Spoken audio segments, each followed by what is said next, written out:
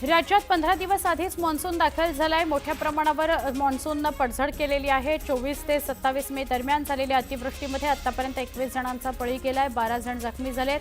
ही माहिती आपत्ती व्यवस्थापनाने दिली आहे। अहिल्यानगर जिल्ह्यातील कर्जत तालुक्यातील मिरज गावला मुसळधार पावसाने झोडपले। या पावसामुळे भाजीपाला आणि फळ विक्रेत्यांचं मोठं नुकसान झालं। महाराष्ट्रात पाऊस आज देखील आणखी जोरदार बरसणार आहे। हवामान खात्याने ही माहिती दिली। समुद्र खवळणार असल्याने हायटाईडचा इशारा देण्यात आलाय। पावसाचा जोर पाहता मुंबई ठाण्याला येलो अलर्ट, रत्नागिरी, सिंधुदुर्ग आणि रायगडला रेड अलर्ट देण्यात आलाय। मुंबईमध्ये बुधवारी ढगाळ वातावरण होतं। हवेत कमी दृश्यमानता होती। याचा परिणाम विमान सेवेवर झाला। मुंबईच्या आंतरराष्ट्रीय विमानतळावरून अनेक विमानांनी निर्धारित वेळेनंतर तास ते दीड तास उशिराने उड्डाण केलं। त्यामुळे विमान प्रवाशांची थोडी गैरसोयच झाली।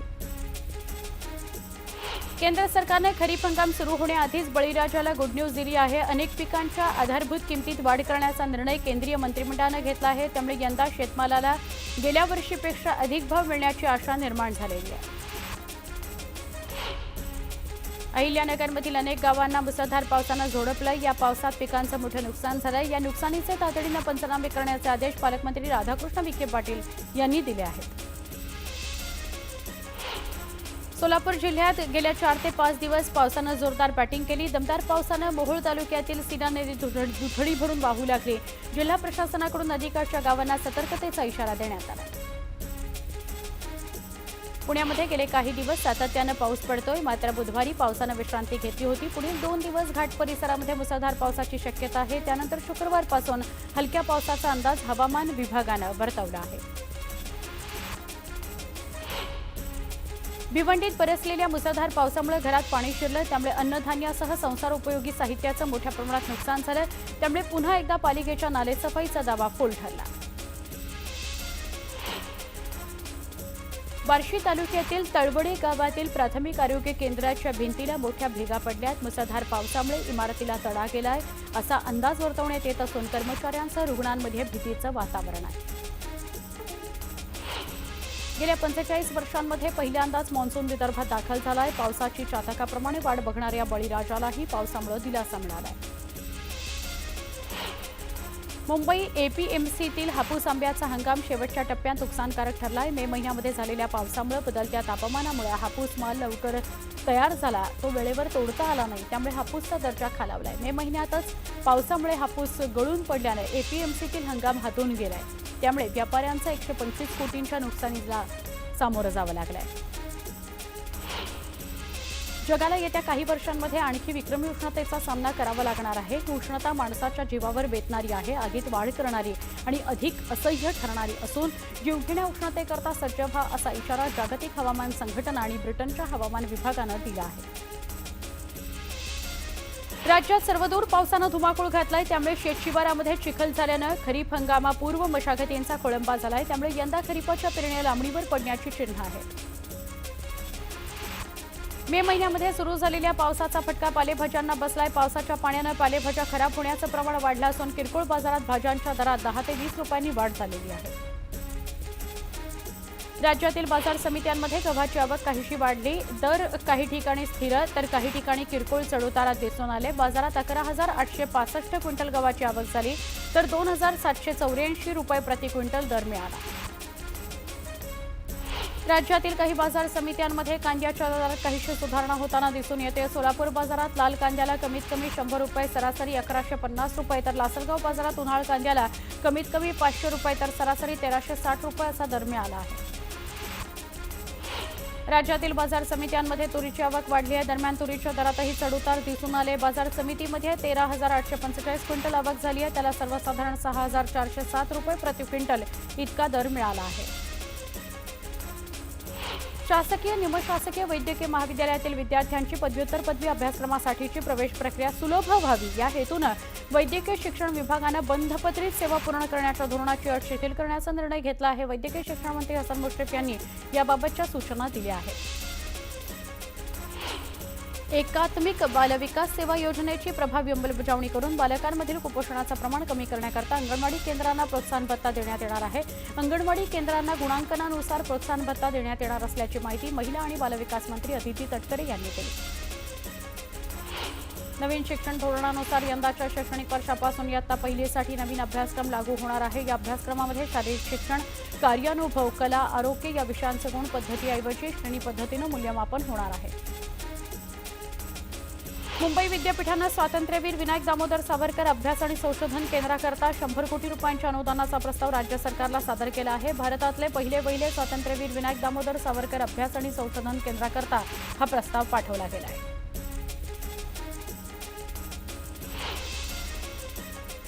इयत्ता 11वीच्या ऑनलाईन प्रवेश प्रक्रियेमध्ये बुधवारपर्यंत पुणे विभागातील 97,173 विद्यार्थ्यांनी नोंदणी केली। त्यात पुणे जिल्ह्यातील 60,204 विद्यार्थ्यांचा समावेश आहे। पहिल्या फेरीचे अर्ज भरण्याकरता 3 जूनपर्यंतची मुदत देण्यात आली आहे। व्यवस्थापन पदवी अभ्यासक्रमाच्या प्रवेश परीक्षेचा निकाल बुधवारी संध्याकाळी राज्य सामायिक प्रवेश परीक्षा कक्षातर्फे जाहीर करण्यात आला। या परीक्षेत 7 विद्यार्थ्यांनी 100% मिळवले आहेत। कोरोनाच्या पार्श्वभूमीवर नवी मुंबई महानगरपालिकेने उपाययोजना सुरू केल्या आहेत। बुधवारी शहरात 4 रुग्ण आढळले, एकूण रुग्णांची संख्या 19 आहे।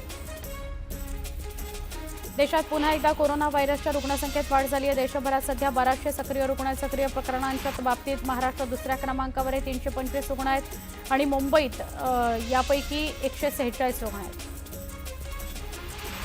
पुण्यामध्ये गेल्या काही दिवसांमध्ये कोरोनाबाधित रुग्ण आढळून येत असल्यानं आरोग्य विभागानं नवीन मार्गदर्शक तत्त्व जारी केली आहेत। या नव्या उपचार पद्धतीनुसार उपचारात बदल करण्यात आले आहेत। रुग्णालयात भरती झालेल्या कोरोना रुग्णांना 3 ते 5 दिवस रेमडेसिव्हिर वापरण्याच्या मार्गदर्शक सूचना महापालिकेकडून जारी करण्यात आलेल्या आहेत। जागतिक आरोग्य संघटनेने कोविड-19 विषाणूच्या पुन्हा वाढत्या रुग्णांबाबत चिंता व्यक्त केली आहे। WHOच्या मते फेब्रुवारी 2025च्या माध्यमातून जगभरात SARS-CoV-2 या विषाणूमध्ये वाढ नोंदवली जाते, तर आता NB1.8.1 या व्हेरियंटला अंडर मॉनिटरिंगच्या श्रेणीत ठेवण्यात आलं आहे। त्याची प्रकरणं वेगानं वाढत आहेत। अयोध्येतील श्री प्रभू रामचंद्रांच्या मंदिरामध्ये प्रतिष्ठापना होते आहे। अनेक देवदेवतांची प्रतिष्ठापना होते आहे, इतर मूर्तींची प्रतिष्ठापना होते आहे। राम मंदिरात प्राणप्रतिष्ठापनेचं अनुष्ठान 3 जूनपासून सुरू होत आहे। 5 ते 7 जून या दरम्यान मूर्तींची प्रतिष्ठापना होईल, अशी माहिती राम जन्मभूमी तीर्थ ट्रस्टचे महासचिव चंपत राय यांनी दिली। अष्टविनायक मंदिरांच्या जीर्णोद्धार आणि विकासाकरता 148 कोटी रुपयांच्या सुधारित आराखड्याला राज्य सरकारनं बुधवारी सुधारित प्रशासकीय मान्यता दिली आहे। त्यामुळे येत्या काळात मंदिरांच्या जीर्णोद्धाराचं काम सुरू होणार आहे। पावसाळ्यात अपघात टाळण्याकरता राज्य रस्ते विकास महामंडळानं जुन्या पुणे मुंबई महामार्गावरील 15 अपघात प्रवण स्थळांची दुरुस्ती करत सुरक्षा उपाययोजना केल्या। 0 अपघात विभाग या उपक्रमामध्ये या उपाययोजना करण्यात आल्या, अशी माहिती महामंडळाचे मुख्य अभियंता राहुल वसईकर यांनी दिली। नवी मुंबई आंतरराष्ट्रीय विमानतळावरून व्यावसायिक उड्डाणं सुरू करणारी इंडिगो एअरलाइन्स ही पहिली कंपनी ठरणार आहे। विमानतळाचं उद्घाटन ऑगस्टमध्ये होण्याची शक्यता असून पहिली इंडिगोचीच विमानं उडणार आहेत। सुरुवातीला रोज 18 विमानांचं टेक ऑफ आणि 18 विमानांचं लँडिंग होणार आहे। धारावी हे देशातील वैशिष्ट्यपूर्ण उद्योग समूहांचं विस्तीर्ण क्षेत्र आणि महत्त्वाचं केंद्र आहे। त्या दृष्टीनं धारावीच्या मूळ संकल्पनेचं जतन करत पर्यावरणपूरक आणि एकात्मिक पद्धतीने विकास करावा। स्थानिक कारागिरांच्या व्यावसायिकांच्या पुनर्विकासाला आणि पुनर्वसनाला धारावी पुनर्विकास प्रकल्पामध्ये सर्वोच्च प्राधान्य देऊनच प्रकल्प राबवण्याचे निर्देश देवेंद्र फडणवीस यांनी दिले आहेत। विविध अवयव प्रत्यारोपणाकरता राज्यात 8,600 रुग्ण प्रतीक्षेत आहेत। त्यामध्ये 6,840 किडनी तर 1,533 लिव्हर रुग्णांचा समावेश आहे। पावसाळ्यामध्ये मेट्रोची वाहतूक सुरळीत करण्याकरता MMMOCL ची तयारी सुरू झालेली आहे। त्यानुसार महत्त्वाच्या 10 स्थानकांवर वाऱ्याचा वेग मोजण्याकरता विंड वेलॉसिटी एनिमोमीटर ही यंत्रणा बसवण्यात आली आहे। त्याचा उपयोग मेट्रो संचालनाबाबतची निर्णय क्षमता वाढवण्याकरता होणार आहे। न्यायमूर्ती यशवंत वर्मा यांच्या विरोधात संसदेत महाभियोग प्रस्ताव आणण्याच्या पर्यायावर केंद्र सरकार विचार करत आहे। वर्मा यांच्या दिल्लीतील शासकीय निवासस्थानी जळालेली मोठी रक्कम सापडल्या प्रकरणी सर्वोच्च न्यायालयाने नियुक्त केलेल्या चौकशी समितीने त्यांच्यावर ठपका ठेवला होता। सेबीच्याच माजी अध्यक्ष माधवी बूच यांना लोकपालांनी हिंडनबर्ग रिपोर्टच्या माध्यमातून झालेल्या आरोपातून क्लीन चिट दिली आहे। माधवी बूच यांच्यावरील आरोप निराधार असल्याचं लोकपालांनी दिलेल्या अहवालात म्हटलं आहे। राज्य मार्ग परिवहन महामंडळानं पार्सल सेवेकरता संस्थेची नेमणूक केली असताना देखील एसटीचे चालक वाहक आणि हमाल हे संगनमतानं अवैध पार्सल वाहतूक करत असल्याचं आता समोर आलंय। पार्सल सेवेकरता नेमण्यात आलेल्या कंत्राटदार संस्थेनं याबद्दल एसटीला पत्र लिहून विभागीय स्तरावर अवैध पार्सल वाहतूक तपासणी करता अधिकारी नेमण्याची मागणी केली आहे। भारतीय रेल्वेमध्ये वेटिंग लिस्ट आता कालबाह्य होणार आहे। रेल्वे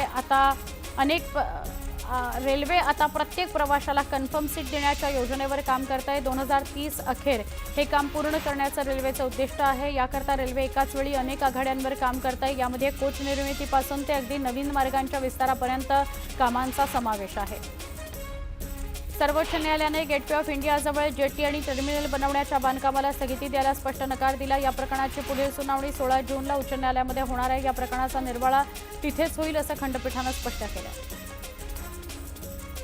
2024-25 या आर्थिक वर्षात मालमत्ता कराचं उद्दिष्ट गाठणाऱ्या मालमत्ता कर संकलन खात्यानं नवीन वर्षाकरता पुन्हा कंबर कसली आहे। त्यात विभागामार्फत पहिल्या 6 माहितील मालमत्ता कराची बिलं मुंबईकरांना पाठवायला सुरुवात करण्यात आली आहे। उत्पादन आणि सेवा क्षेत्रात आर्थिक वर्ष 2024-25 मध्ये 81.04 अब्ज डॉलरची थेट विदेशी गुंतवणूक झाली आहे। गतवर्षीच्या तुलनेमध्ये त्यात 14% वाढ झाली आहे। विशेष गुंतवणुकीपैकी 39% गुंतवणूक एकट्या महाराष्ट्रात झाली आहे। मुंबई शहराची पाण्याची वाढती गरज भागवण्याकरता मुंबई महापालिकेकडून समुद्राचं खारं पाणी गोडं करण्याकरता मनोर इथं निक्षारीकरण प्रकल्प उभारला जाणार आहे। परंतु या प्रकल्पाच्या निविदेला अल्प प्रतिसाद मिळाल्यानं ही प्रक्रियाच पालिकेनं रद्द केली। आता प्रशासनानं पुन्हा नव्यानं प्रक्रिया सुरू केली आहे। केंद्रशासित प्रदेशातील अनेक जिल्ह्यांमध्ये आज मॉकड्रिल होणार होतं, पण आता ते पुढे ढकलण्यात आलेलं आहे। जम्मू काश्मीरच्या सगळ्या 20 जिल्ह्यांमध्ये मॉकड्रिल पुढे ढकलण्यात आलं आहे। पुढील तारखा नंतर जाहीर केल्या जातील। याबाबत सगळ्या नागरी संरक्षण नियंत्रकांना आणि संबंधित विभागांना सूचना जारी करण्यात आल्या। दहिसर भाईंदर उन्नत मार्गाच्या उभारणीकरता खासगी आणि शासकीय जागेवरील 297 झाडांची कत्तल केली जाणार आहे। याबाबतची सूचना महापालिकेकडून प्रसिद्ध करण्यात आली। या प्रकल्पांतर्गत मीरा भाईंदर महापालिका हद्दीत 3.5 किलोमीटर उन्नत मार्ग तयार करण्यात येणार आहे। ठाणे जिल्ह्यातील मीरा भाईंदर इथल्या इस्टेट इन्व्हेस्टमेंट प्रायव्हेट लिमिटेड कंपनीकडे असलेल्या सुमारे 8,994.68 एकर सरकारी जमिनीचे वर्ग 2 मध्ये रूपांतर करण्याचा निर्णय महसूल विभागानं घेतलाय। महसूल मंत्री चंद्रशेखर बावनकुळे यांनी याविषयीचे निर्देश दिले आहेत। पंढरीच्या वारी मार्गावर व्हीआयपी गाड्यांना नो एंट्री केली जाणार आहे। तसंच पहलगामच्या हल्ल्याच्या पार्श्वभूमीवर प्रत्येक पालखीला कडक पोलीस बंदोबस्त असणार आहे। वारकऱ्यांच्या सोयीसुविधांच्या पूर्वतयारीचा आढावा मुख्यमंत्री देवेंद्र फडणवीस यांनी घेतला, त्यावेळी त्यांनी हा निर्णय दिला। अमरावती महानगरपालिकांच्या 8 शाळांमध्ये खिचडी घोटाळा समोर आला। या प्रकरणी शिक्षणाधिकाऱ्यांनी नोटीस बजावली आहे। मुख्याध्यापकांना खुलासे सादर करण्याचे निर्देश दिले आहेत। बकरी ईदच्या पार्श्वभूमीवर आमदार रईस शेख यांनी भिवंडी मनपा कार्यालयात आढावा बैठक घेतली। या आढावा बैठकीमध्ये शहरातील नालेसफाईच्या कामांचा आढावा घेण्यात आला। पुणे बंगळुरू महामार्गावरील तासवडे टोल नाक्याजवळ सुरू असलेल्या रस्त्याच्या कामात NHAI कडून सेवा रस्ते ड्रेनेज व्यवस्था रस्त्यांची उंची यासंदर्भात ठोस उपाययोजना केल्या नसल्यानं 8 दिवसांपासून काम बंद आहे। या संदर्भात NHAIच्या अधिकाऱ्यांनी स्थानिकांचं म्हणणं ऐकून लवकरात लवकर प्रश्न मार्गी लावला जाईल असं आश्वासन दिलं आहे। अमरावती शहरात पुढचे 6 दिवस वीज पुरवठा बंद राहणार आहे। महावितरणतर्फे वीज यंत्रणा दुरुस्तीला आजपासून सुरुवात झाली आहे। दुरुस्तीकरता सकाळी 7 ते दुपारी 1 वाजेपर्यंत संबंधित भागातील वीज पुरवठा बंद राहणार आहे।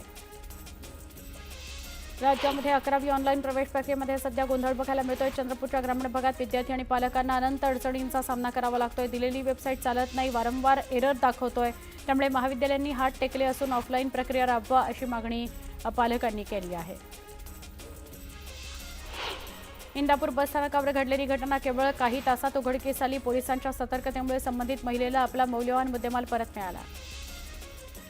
भारत सरकारच्या राष्ट्रीय खनिज विकास महामंडळाच्या संचालकपदी साताऱ्याचे भरत पाटील यांची निवड करण्यात आली आहे। त्यांनी यशवंतराव चव्हाण यांच्या समाधीस्थळी जाऊन अभिवादन केलं। यावेळी भाजपच्या कार्यकर्त्यांनी त्यांचं जोरदार स्वागत केलं। चोपडा नगर परिषदेच्या वतीनं मान्सूनपूर्व नालेसफाईचा दावा करण्यात आला, मात्र पहिल्या पावसातच हा दावा फोल ठरला। मुख्य रस्त्यावरच गटारीचं पाणी आलं होतं, त्यामुळे नागरिकांना त्रास सहन करावा लागला। भुसावळ पालिकेनं शहरातील अवैध बॅनर पोस्टर्ससह राजकीय पक्षांचे झेंडे हटवले। प्रमुख रस्त्यांवरील बॅनर पोस्टर हटवल्यामुळे रस्त्यांना मोकळा श्वास घेतला। विनापरवाना बॅनर लावल्यास पालिकेकडून दंडात्मक कारवाई आता केली जाणार आहे। दापोली नगरपंचायत नगराध्यक्षपदी कृपा घाग यांची निवड करण्यात आली आहे। त्यामुळे शिवसेना उद्धव ठाकरे गटाला मोठा धक्का बसलाय, कारण कोकणातील एकमेव नगरपंचायत उद्धव ठाकरे शिवसेनेकडे होती। शिंदे शिवसेनेनं ती ताब्यात घेतली। उद्धव ठाकरे शिवसेनेची पाठी त्यामुळे आता कोरी झाली आहे।